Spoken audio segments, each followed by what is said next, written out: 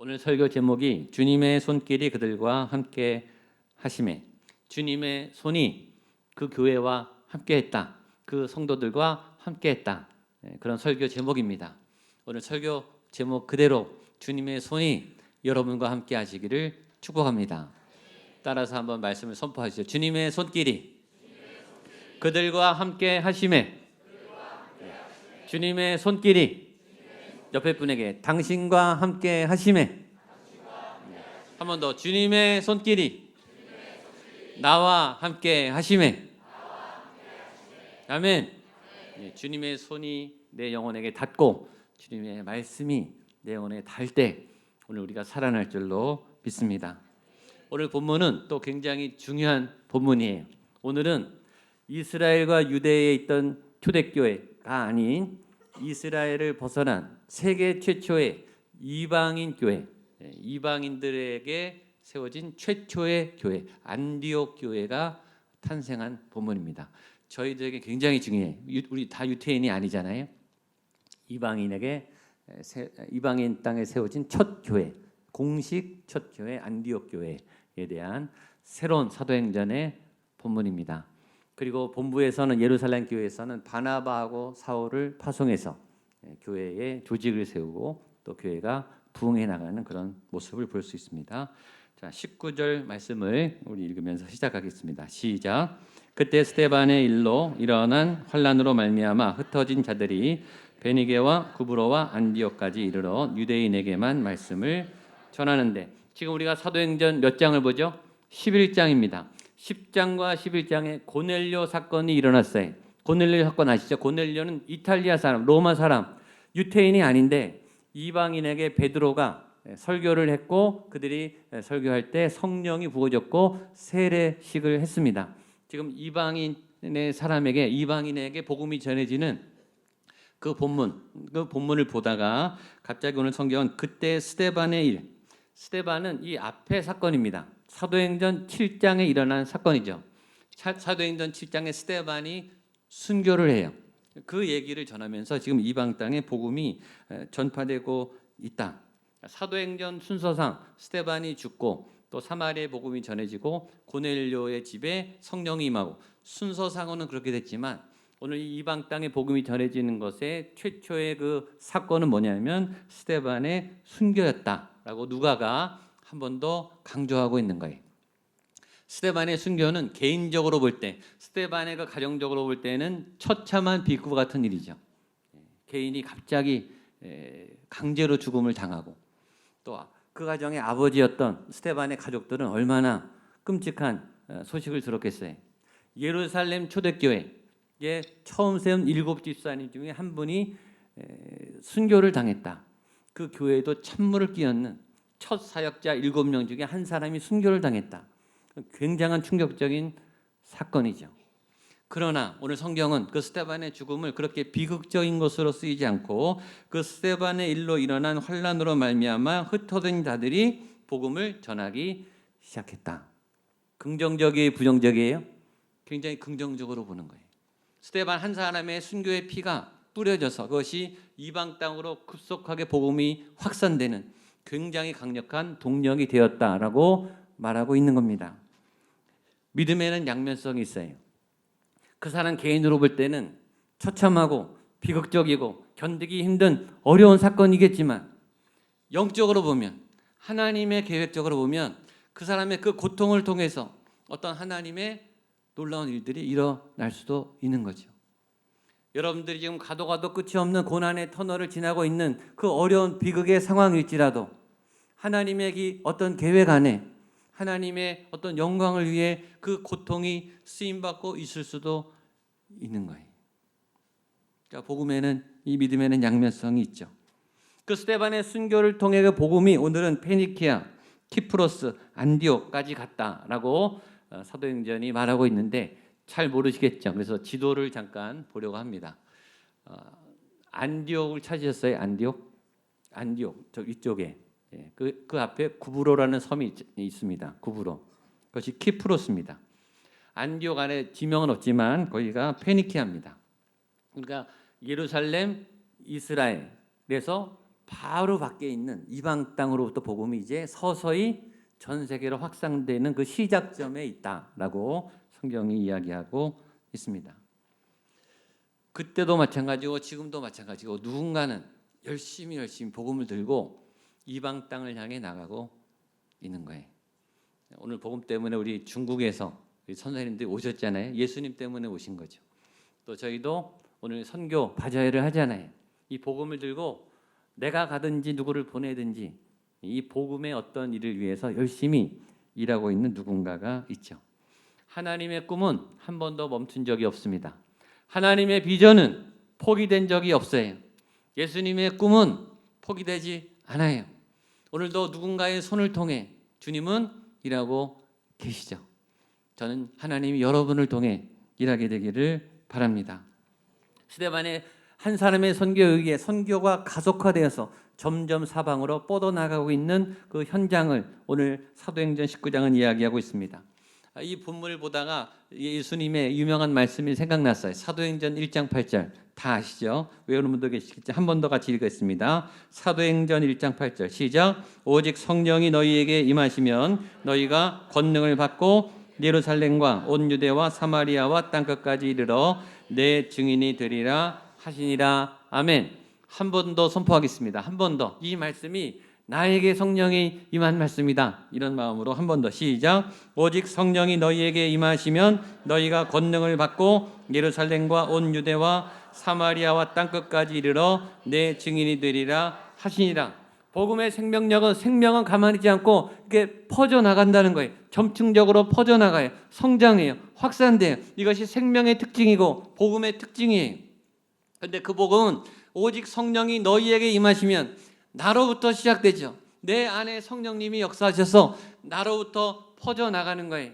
지금 여러분 안에 심겨진 복음이 성령의 역사가 여러분을 통해 번져나가게 되기를 축복합니다. 번져나갈 때 제일 먼저 선교의 대상은 나예요. 나. 그 복음이 나를 관통해서 나를 뒤집어놔요. 나를 새롭게 하고 내 인격을 바꾸고 내 삶의 패턴을 바꾸고 내 삶의 목표를 완전히 뒤집어 놓는다고요. 그 바뀐 내 안에 그 불이 붙어서 점진적으로 예루살렘, 우리 가정, 내 직장, 내 동료, 사마리아 땅끝까지 번져나가는 거예요. 이것이 복음의 확산과 생명력이에요. 여러분에게 이런 불이 더 번져나가 되기를 축복합니다. 성령은 먼저 나를 바꿔요. 내가 안 바뀌는 것은 성령 받은 게 아니에요. 내 안에 믿음이 바뀌고 내 안에 능력이 바뀌고 내 삶의 목표가 바뀌는 거예요. 지금은 이방인을 향한 복음이 급물살을 타고 있습니다. 사도행전 2장과 3장에 성령님이 임하시고는 유대인 이스라엘 안에 교회가 퍼져나가기 시작했어요. 근데 사도행전 10장은 이제 달라요. 이 차원이 달라요. 클래스가 달라요. 이스라엘을 벗어나서 이제는 전 세계, 지금 이스라엘 예루살렘에 있는 교회보다 전 세계 교회가 훨씬 많잖아요. 그 전 세계를 향한 교회가 생겨나는데 급물살을 타기 시작했어요. 어떨 때 하나님은 우리를 기다리게 하세요. 준비시키게 하세요. 기다려도 때가 안 열리는 것처럼 막연하게 준비해야 될 때가 있어요. 그러나 어떨 때는 이 복음이 급물살을 탑니다. 감당할 수 없을 정도로, 시간이 모자랄 정도로, 내 능력의 한계를 느낄 만큼 하나님이 사용하시는 그런 때가 있어요. 저는 1996년부터 전임 사역을 시작했어요. 전임 전도사, 그 다음에 안수받고 부목사, 1996년부터 2013년까지 부목사 생활을 한 18년, 17년 했습니다. 굉장히 오래 했습니다. 그 중간에 2번이나 3번 담임 목회 청빙 기회가 있었습니다. 근데 이상하게 진행이 되려고 하면 청빙한 교회에서 뭐가 엉키든지 아니면 제가 또 새로운 사역지를 바꾸게 되면서 또 안 되든지 이렇게 어긋나는 거예요. 연결이 이게 쉬운 게 아니더라고요. 근데 한 2011년 정도 되니까 부목사 생활을 너무 오래 하니까 이제 담임 목회를 나가고 싶은 마음이 간절히 난 거예요. 그래서 준비를 했죠. 제가 지금 10여 년 계속 여러 분야에서 준비를 많이 했다고 생각해서 하나님 저 빨리 좀 나가게 해주세요. 써주세요. 그러다가 14년부터 지금 목양교회 담임 목사로 섬기고 있습니다. 지금 6년째 하고 있습니다. 근데 막상 담임 목회를 시작하고 나니까 제가 그 한 17년, 18년 준비한 부목사 그 준비가 형편없이 준비가 안 됐다는 거를 깨닫게 된 거예요. 아, 내가 이것도 아직 준비가 안 됐고 저것도 아직 준비가 안 됐구나. 나는 다 준비된 것처럼 빨리 하나님이 써주셨으면 하는 마음으로 하나님 앞에 재촉했는데, 만약에 그때 몇 년 전에 그때 청빙이 왔을 때 나갔으면 사고 났었겠다. 그런 막 생각이 드는 거예요. 여러분, 하나님이 준비하라고 할 때는 준비를 잘하고 계셔야 돼요. 예, 막상 제가 담임 목회를 하면서 사역하게 되니까 제 능력의 한계를 너무 많이 느껴요. 신방 요청도 너무 많고 사역 요청도 너무 많고 해결해야 될 문제도 많고 또 새롭게 조직해야 될 것도 너무 많고 감당할 수 없을 만큼 물밀듯이 갈수록 사역의 눈이 막 열려져요. 할 일들이 너무 많아져요. 이제는 제 능력으로 감당할 수 없을 만큼의 우리 교회 안에 교회 밖에 제가 해야 될 사역들이 점점 늘어나고 있어요. 급물살을 탑니다. 여러분, 하나님이 쓰시고 준비하실 때 잘 준비하게 되기를 축복합니다. 그리고 하나님이 여러분의 손을 붙잡고 마음껏 사용할 때 주님, 내가 여기 있습니다. 주님, 나를 사용해 주옵소서. 그렇게 놀랍게 쓰임받는 믿음의 사람들 되시기를 축복합니다. 그런데 성경은 그렇게 복음이 막 흩어져서 복음이 교회가 생겨나고 있는 상황에 조금 차고 유대인들이 잘 못한 부분을 정확하게 이야기하고 있습니다. 19절입니다. 시작. 그때 스데반일로 일어난 환란으로 말미암아 흩어진 자들이 베니게와 구브로와 안디옥까지 이르러 유대인에게만 말씀을 전하는데, 이거에 찾으셨어요? 유대인들이 해외 나가서 선교를 하는데 가서 이방 민족에게 복음을 전한 게 아니고 거기에 있는 유대인 자기 민족에게만 복음을 전한 거예요. 이게 복음의 편견이죠. 이 사람들은 예수님을 안 믿는 유대인이 아니에요. 지금 예수님을 믿는 크리스찬 유대인이에요. 이스라엘 사람 중에서 예수님을 믿는 정통 유대인들인데 이 사람들이 이스라엘 안에서도 유대인들에게만 복음을 전했고 밖에 나가서 해외에 나가서도 유대인들에게만 자기 민족끼리만 복음을 전했어요. 여러분, 복음은 예수님이 복음을 전할 때마다 누구든지 이렇게 얘기했거든요. 누구든지 너희가 사마리아와 땅끝까지 이르러 내 증인이 되라. 복음을 전 세계에 전해라 라고 예수님이 분명히 가르쳤어요.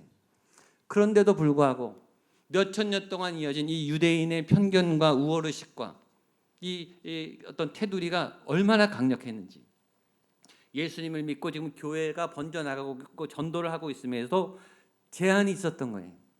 우리끼리만 믿는, 유대인들이 유대인들에게만 전도하는 그런 폐쇄적인 현상에서 벗어나지 못했던 거예요. 예수님을 믿고 복음을 받아들였어도. 그러니까 우리에게도 적용할 수 있죠. 내가 예수님을 믿고 복음을 받아들이고 지금 사역을 잘하고 있지만 나는 내 안에 어떤 사역의 폐쇄성이 있는 거예요. 내가 좋아하는, 내가 친한, 내가 잘할 수 있는, 내가 하고 싶은 어떤 사역의 테두리를 벗어나지 못하고 하나님은 더 하기를 원하시는데, 하나님은 더 나가기를 원하시는데 어떤 테두리 안에 꽁꽁 갇혀서 아주 편협하게, 그러나 나는 아주 사역을 잘하고 있는 것 같은 착각을 하고 있을 수도 있는 거죠. 교회 안에서 교제는 굉장히 중요합니다. 친밀함, 하나님과 교제, 그리고 성도와 교제. 하나님하고 교제하는 것은 그건 건강한 교제가 아니에요. 사람하고 교제가 있어야 돼요. 이 두 가지가 조화를 이루게 되죠. 그래서 교회 안에서 사역자들을 만나고 또 소극을 만나고 구역 식구들을 만나고 동역자들을 만나서 교제하는 일은 굉장히 중요해요. 그래야 서로 인격이 부딪히고 만나고 교제하고 사랑하고 용서하고 우리의 믿음도 자라게 돼요. 교제 없이 예배만 드리시는 분은 믿음이 불균형을 이룰 때가 많아요. 반드시 교제하는 분이 있으셔야 돼요. 그런데 그렇게 교제를 하다 보면 친밀해져요. 당연하죠. 그리고 이것이 시간이 지날수록 친밀도가 당연히 깊어지겠죠. 당연한 거예요. 교회 1년 온 사람하고 5년 된 분하고 10년 된 분하고 30년 된 분하고 친밀도가 어떻게 같겠습니까? 당연히 다르죠. 그리고 그 친밀한 분들은요, 딱 눈빛만 보면 알아요. 아, 오늘 저 사람 얼굴이 좋다. 뭐 기분 좋은 일 있다. 뭔가 표정이 안 좋다. 몇 마디만 해도 다 잘 알고 그냥 교회에 와서도 자기들도 모르는데 이 자석처럼 이렇게 서로 모여요. 이렇게 친하고 편하니까 밥 먹을 때 모이든지 커피 마실 때 모이든지 일부러 그러려는 건 아닌데 그분들이 그렇게 모이다 보면 무슨 일이 일어날까요? 예, 다른 사람들은 파처럼 보는 거예요. 무슨 파 맞는 것도 아닌데 새로운 가족들이 오든지 새로운 분들이 와서 이제 사역을 하려고 하면 어떤 벽을 느끼는 거죠. 그래서 우리들이 조심해야 될 부분이 있죠. 나의 시선이, 나의 언어가 교회의 새로운 낯선 분들을 향하고 있는가? 하나님이 원하시는 새로운 분들을 향한, 어려운 분들을 향한 내 마음의 문은 열려져 있는가? 초대교회, 그 이상적인 초대교회 성도들도 해외에 나가서까지 자기 민족들만 챙기는 거예요.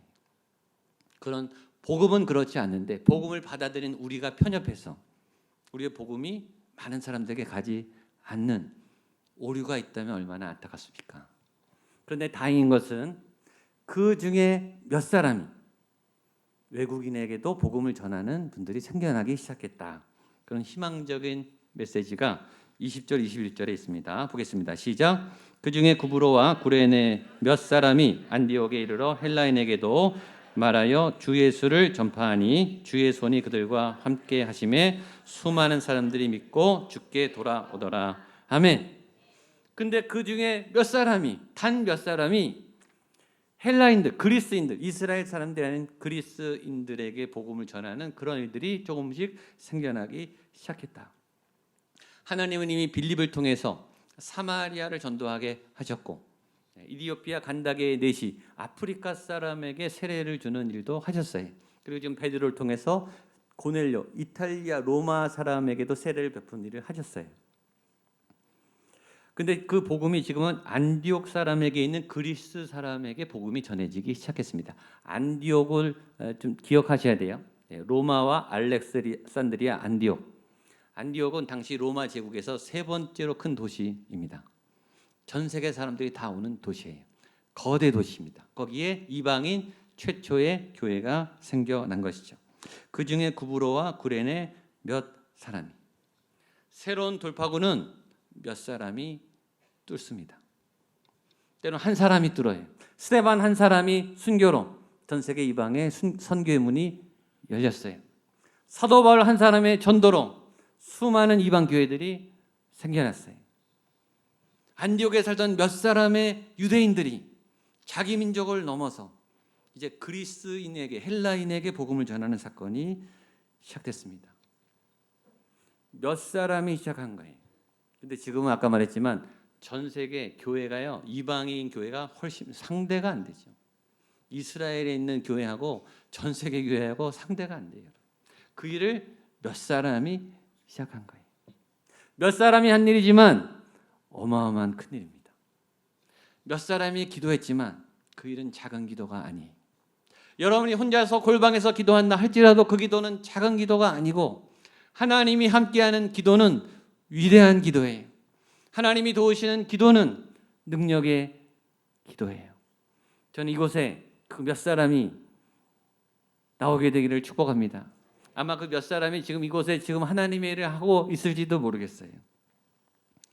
자, 그런데 그 교회가 부흥했던 이유가 주 원인을 21절이 기록하고 있습니다. 보겠습니다. 시작. 주의 손이 그들과 함께 하심에 수많은 사람들이 믿고 주께, 한 번 더 시작. 주의 손이 그들과 함께 하심에 수많은 사람들이 믿고 주께 돌아오더라. 아멘. 부흥의 원인은 주의 손이 그들과 함께 하심에, 주님의 손이 그 안디옥 교회와 함께 했기 때문에 그곳에 폭발적인 이방인들이 몰려 들어와서 부흥하고 예수님을 믿고 복음을 영접하게 되는 역사가 일어나게 됐다. 핵심은 주님의 손입니다. 주님의 손. 당시에 이스라엘의 예루살렘에 또 주변에 많은 이스라엘 안에 교회가 막 생겨나고 있었어요. 그런데 오늘 하나님의 손은 어디를 향하고 있는가? 그 이스라엘을 넘어서 안디옥에 있는 새로운 이방인의 교회에 주의 손이 강력하게 역사하고 있었어요. 주님은 모든 교회 예배를 다 받으세요. 모든 교회에서 통로로 하나님의 손길로 사역하세요. 그러나 어떨 때는 어떤 교회에 임재하셔서 주의 손이 머무셔서 그 교회를 특별하게 사용하세요. 하나님의 편재와 임재. 하나님은 어디 곳에서나 계시지만 누구든지 사랑하시지만 어떤 사람을 지목해서 기름 부으시고 그 사람을 사용하세요. 목양교회에 많은 부서와 기관이 있지만 하나님은 어느 부서에 기름 부으셔서 그 부서를 일으키신다니까요. 많은 한국교회가 있지만 하나님이 목양교회에 기름 부으셔서 주의 손이 함께 하셔서 주님의 역사가 나타날 줄로 믿습니다. 그 주님의 손에 붙잡힌 한 사람, 한 부서, 한 교회가 사건을 내는 거예요. 문제는 주님의 손이 잡아야 되는 거예요. 우리가 아무리 발버둥 치고 금식 기도해도 주님의 손이 잡아야 역사가 일어나요. 주님이 우리를 잡아주려면 여러분이 주님께 붙잡히셔야 돼요. 주님께 잘 붙잡히게 되기를 축복합니다. 자꾸 빠져나가는 분이 있어요. 주님이 잡으려고 그러면 도망가고. 주님 전 여기까지예요. 전 이만큼만 믿을래요. 도망가지 마십시오. 주님의 손에 붙잡히십시오. 주님께 쓰임받는 믿음의 사람 되시기를 바랍니다. 주님의 손이 붙잡으면 그 다음에 주님이 일하시죠. 내가 하는 게 아니라 나도 하지만 주님이 더 하세요. 주님이 일하시는 하나님의 사람 되시기를 축복합니다. 한번 따라해. 주가 일하십니다. 옆에 분에게 주님이 당신을 통해 일하십니다. 주님이 당신과 함께 하십니다. 당신은 위대한 하나님의 사람입니다. 아멘. 아멘. 꼭 기억하십시오. 그래서 예루살렘 교회에서 이 소문을 듣고 사람을 파송합니다. 22절로 24절 시작. 예루살렘 교회가 이 사람들의 소문을 듣고 바나바를 안디옥까지 보내니 그가 이르러 하나님의 은혜를 보고 기뻐하여 주와 함께 머물러 있으라 권하니 바나바는 착한 사람이요 성령과 믿음이 충만한 사람이라 이에 큰 무리가 주께 더하여 지더라. 아멘. 오늘 본문을 보면서 제가 후회했어요. 본문을 너무 많이 잡았구나. 22절로 24절까지 가지고요. 두세 주를 설교할 수 있어요. 여기 메시지가 얼마나 많은지. 예루살렘 교회가 이 사람들의 소문을 듣고 안디옥 교회가 부흥한다는 소문을 듣고 좋은 소문입니까? 안 좋은 소문입니까? 좋은 소문이에요. 질문. 여러분은 지난주에 좋은 소문을 내고 사셨습니까? 다른 사람들이 여러분에게 좋은 얘기를 듣고 저 사람을 칭찬하는, 그 사람을 칭찬하는 그런 좋은 소문을 내는 삶을 살았는가? 사람들은 소문에 민감해요. 그리고 좋은 소문은요, 자기들이 알아서 내요. 뭐 소개해달라고 부탁 안 했는데 알아서 내요. 이 소문이요, 저절로 퍼져나간 거예요. 안디옥 교회에서 예루살렘 교회까지. 그래서 예루살렘 교회에서는 그 소문을 두고 가만히 있을 수가 없어. 교회가 새로 탄생했다는데 이제 하나님의 말씀을 가르칠 수 있는 리더를 파송해야 되죠. 그래서 바나바를 보내줍니다. 전에 빌립이 사마리아에 전도했을 때는 베드로와 요한이 갔어요. 그러니까 사역자는 아주 좋은 사역자가 나가야 되는 거예요. 훈련된 사역자. 이번에는 바나바라고 하는 아주 위로의 사람, 말씀이 탁월한 하나님의 사람을 파송합니다. 자, 바나바가 갔더니 은혜가 넘쳤어요. 23절 제가 읽을게요. 그가 이르러 하나님의 은혜를 보고 기뻐하여 모든 사람에게 굳건한 마음으로 주와 함께 머물러 있으라 권하니. 그 현장에 왔더니 정말 소문보다 더 큰 하나님의 은혜가 막 차고 넘치는 거예요. 그러니까 바나바가 얼마나 기뻤겠어요. 이 사람들은 말씀에 대해서 제대로 안 배웠으니까 이제 말씀으로 권면해서 가르치기 시작했어요. 바나바는 위로자입니다. 격려하는 사람입니다. 잘하는 사람을 더 잘하게 세우는 사람이에요. 전에 한번 얘기했죠. 저는 여러분이 바나바와 같은 사람이 되기를 축복합니다. 따뜻한 사람이. 그리고 그 사람이 오면 사람들이 막 힘을 내요. 그리고 막 없던 힘이 막 일어나요. 그 말씀을 잘 가르쳐요. 이 사람은 인격이 말씀으로 다듬어졌기 때문에 굉장히 따뜻하고 성숙한 사람입니다. 그런 리더들이 필요해요. 그런 선생님들이 필요합니다. 자, 그 바나바가 혼자 사역하기가 벅차니까 이제는 사역자를 요청하는데 사도 바울을 부릅니다. 25절 26절 시작. 바나바가 사울을 찾으러 다소에 가서 둘이 교회에 1년간 모여 큰 무리를 가르쳤고 제자들이 안디옥에서 비로소 그리스도인이라 일컬음을 받게 되었더라. 아멘. 여기서도 할 메시지가 너무 많아요. 여러분, 사마리아 교회에 부흥이 일었을 때 베드로와 요한이 갔습니다. 탑리더 둘이 갔어요. 그게 사역의 원칙인 것 같아요. 자, 안디옥 교회에 지금 부흥이 일어났어요. 누가 갔어요? 바나바하고 사도 바울이 갔어요. 베스트 오브 베스트. 또 사울을 어떻게 데려갔는가?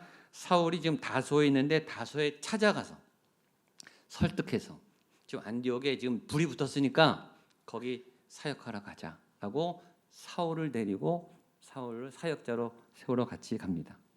사역자는 찾아다녀야 돼요. 저절로 오지 않아요. 좋은 사역자, 귀한 사역자는 가서 스카우트해서 데려와야 돼요. 베스트 오브 베스트가 서야 돼요. 하나님의 복음의 사람이죠. 자, 이 바나바는 전에 사울이 위기를 겪었을 때, 사울이 다메섹 체험했을 때, 유대인들에게도 공격을 받고 제자들도 믿지 않을 그 중간에 있을 때 사울을 믿어주고 사울을 예루살렘 교회 사도들에게 세워준 사람이, 오해를 풀어주는 사람, 사람을 세우는 사람, 그 바나바가 한 번 더 사도 바울에게 은혜를 베풀어서 다소에 있는, 길리기아 다소에 있는 사울을 데려와서 안디옥 교회의 첫 사역자로 세웁니다. 굉장히 중요해요. 그래서 사도 바울에게는 첫 사역지가 안디옥 교회가 되는 거예요. 처음에는 예루살렘 교회에서 제자들하고 같이 섬겼어요. 그런데 그 사도 바울을 이제 선교사로 스카우트 해가지고서 바나바와 같이 첫 사역을 시작합니다. 첫 사역, 첫 동역자. 여러분 기억하시죠? 내가 누군가에게 첫 사역지, 첫 동역자, 첫 교회, 사역하는 첫 교회. 굉장히 중요하죠. 나중에 봤더니 정말 베스트 오브 베스트가 간 거예요. 바나바와 사울이 갔습니다. 그랬더니 무슨 일이 일어났는가? 복음이 폭발적으로 팽창하면서 얼마나 유명해졌냐면 26절 뒤에 비로소 그리스도인이라 일컬음을 받게 되었더라. 지금 전 세계 사람들이 사용하는 크리스찬, 그리스도인, 기독교라는 말이 안디옥 교회에서 처음 시작된 거예요. 예수 믿는 사람들, 이게 공식 명칭이 된 거예요. 얼마나 영향력 있고 얼마나 행복했고 얼마나 능력 있고 얼마나 본이 됐으면 저 사람들 크리스찬들이래, 저 사람들 기독교인들이라는 말이 이제 새로 고유명사가 생긴 거예요. 기억하세요. 크리스찬이란 말은, 기독교인이라는 말은 예루살렘에 있는 교회에서 생겨나지 않고 이방인들, 첫 외국의 교회 교인들로부터 생겨났던 거예요. 그 사람들은 예수님을 본 적도 없고 사도들하고도 안 만났어요. 그런데 말씀을 듣고 주님의 손이 함께함을 듣고 그 누구보다 성경적으로 모범적으로 거룩하게 살았어요. 그랬더니 사람들이 저 사람들 예수 믿는 사람들이래. 그건 호칭이 붙을 만큼 이 첫 교회가 아주 건강하게 쓴 거죠. 저와 여러분도 크리스찬이 예수의 이름에 맞는 부끄러움이 없는 본이 되는 믿음의 삶을 살게 되기를 축복합니다.